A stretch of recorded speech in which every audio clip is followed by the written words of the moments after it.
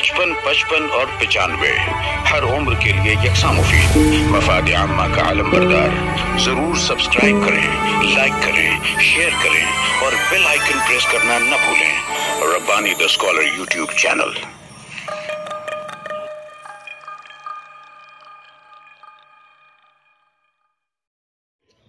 बहुत शुक्रिया मोहतरम मुफ्ती साहब, आपने जहां तहनीयत वो मुबारकबाद पेश की, वहीं पर डॉक्टर अशफाक अहमद साहब की तिब्बी खिदमात का खुले दिल से एतराफ़ किया।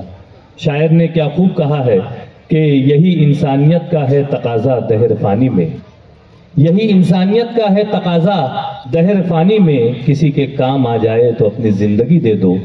रात दिन एक करने वाली शख्सियत और 24 घंटा सर्विस फराहम करने वाली शख्सियत आज यहाँ पर हम सब लोगों को जमा किए हुए हैं और बड़ी खुशी व मुसर्रत का इजहार कर रहे हैं doctor Ashfaq Ahmad and family.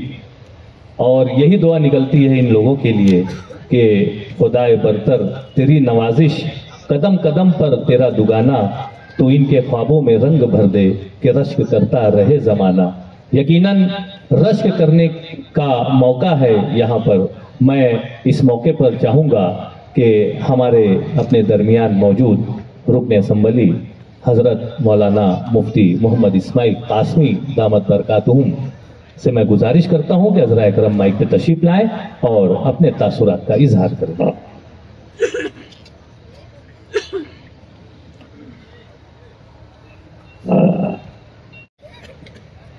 नहमदुहु व नुसल्ली अला रसूलिहिल करीम, अम्मा बाद। सदर मुहतरम हज़रत मौलाना मुफ्ती मोहम्मद हसनैन नोमानी साहब,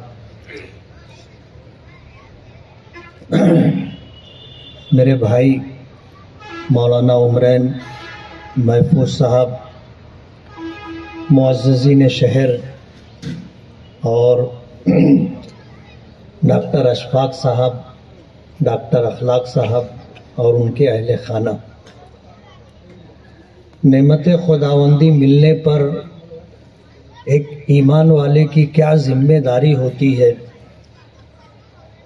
इस पर जामे और मुकम्मल बात मौलाना मोहम्मद उमरैन महफूज रहमानी साहब ने रखी है। मैं सोच रहा था कि अब कहने के लिए कुछ बाकी नहीं, लेकिन रिजवान भाई ने अभी एक जुमला कहा, उससे मुझे कुछ कहने का रास्ता मिल गया कि हमेशा शुक्रगुजारी करते रहो, हमेशा शुक्रगुजारी करते रहो। अगर कोई आपको हकारत की निगाह से देख रहा है तो हजारों निगाहें आपको रश्क की निगाहों से भी देख रही हैं। दुनिया में ये मुमकिन ही नहीं है कि सभी आपसे राजी और खुश हों। जब अल्लाह ताला से सब राजी नहीं है तो बंदों से सब कैसे राजी रह सकते हैं। आज इस वक्त जो सूरत हाल है मालेगांव की, अगर ये कहा जाए तो बरहक होगा कि झोलियां सबकी भरती जाती, देने वाला नजर नहीं आता। एक ज़माना था मालेगांव का कि मालेगांव में गिने चुने लोग थे जिनको मालदार समझा जाता था। आज अल्हम्दुलिल्लाह खुशहाल लोगों की एक लंबी फहरिस्त है और मालेगांव के हालात बदलते जा रहे हैं। ऐसा नहीं है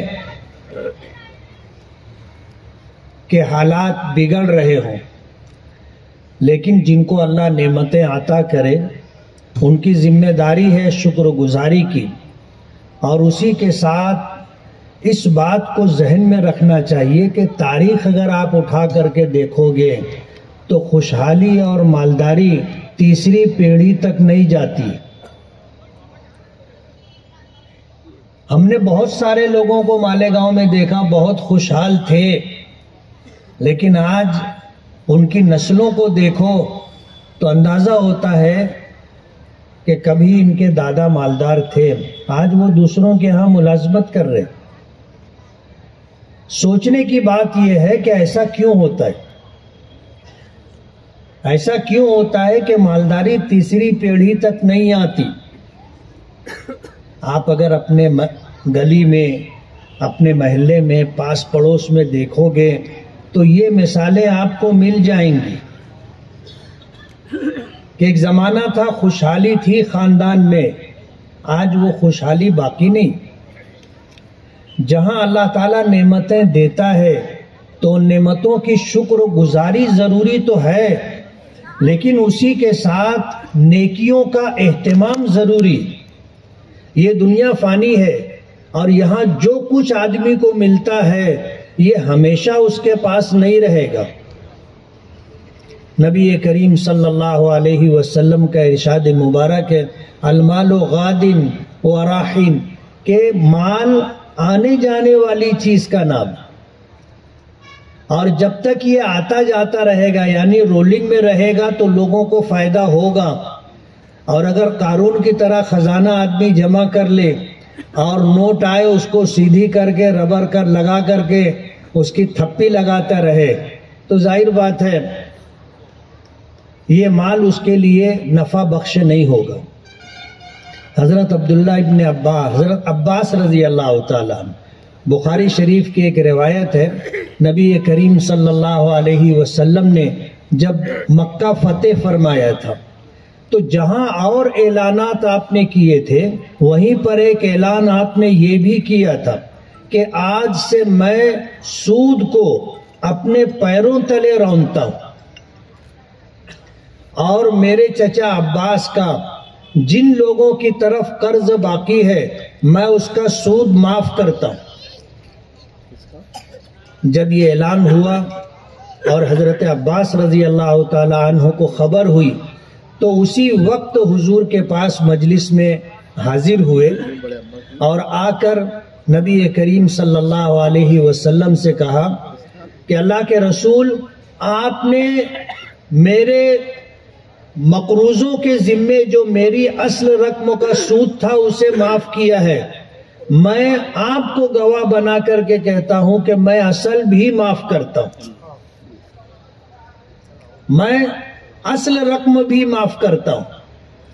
تاریخ میں آتا ہے کہ ان کے اس فراخ دلی کی وجہ سے اللہ تعالیٰ نے ان کی نسلوں میں تقریباً 500-550 سال تک بادشاہت چلائی ہے،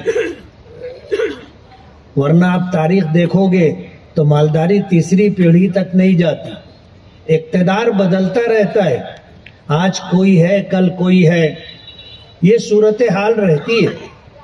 لیکن جب آدمی اس جذبے کے ساتھ کہ مجھ پر اللہ پاک کا بے پناہ کرم ہے، اگر کوئی مجھ سے حسد کرتا ہے، کوئی مجھے حقارت کی نگاہ سے دیکھتا ہے، تو یہ خیال نہیں آنا چاہیے کہ لوگ میرے ساتھ یہ سلوک کر رہے، بلکہ یہ سوچنا چاہیے کہ ہزاروں نگاہیں مجھ پر رشک کے ساتھ پڑتی ہیں کہ اللہ نے مجھ کو کتنا نوازا ہے۔ ڈاکٹر صاحب اور ان کے اہل خاندان اگر اپنا ماضی دیکھیں گے اور آج کا دن دیکھیں گے تو شاید میری بات سے اتفاق کریں گے کہ اللہ پاک نے بے پناہ کرم فرمایا۔ آخری بات کہنا چاہوں گا، ہم اہل ایمان دنیا کی نعمتیں فانی ہیں اور اس بات کی ہمیشہ کوشش کرتے رہنا چاہیے کہ جہاں ہمیں ہمیشہ رہنا ہے آخرت، اللہ تعالیٰ وہاں ہمیں اس سے بہتر فارم ہاؤس عطا فرمائے، اس سے بہتر ٹھکانہ عطا فرمائے جہاں ہمیشہ رہنا ہے۔ یہ خیال ایک ایمان والے کے اوپر ہمیشہ حاوی رہنا چاہیے کہ یہ دنیا ہمیشہ رہنے کی جگہ نہیں ہے، یہاں اللہ نے جو کچھ عطا کیا ہے یہ اس کا کرم اور اس کا فضل ہے۔ ابھی جیسے مولانا عمرین صاحب نے کہا کہ یہ کسی کی علم کی بنیاد پر مل جاتا ہو، ایسا نہیں ہے۔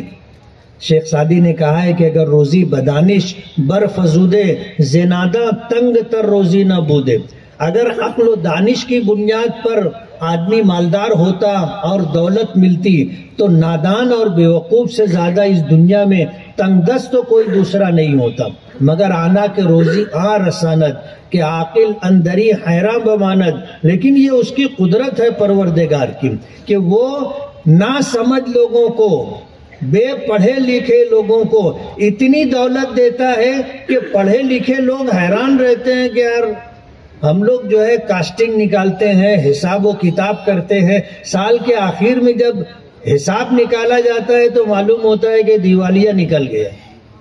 اور جن لوگوں کو کاسٹنگ سمجھتی بھی نہیں ہے وہ کاروبار کرتے ہیں، لکھنا نہیں آتا، اپنے ساتھ ایک بچے کو رکھتے ہیں کہ یار یہ لکھ لے تو، یہ لکھ دے تو، وہ سال میں کماتے رہتے ہیں.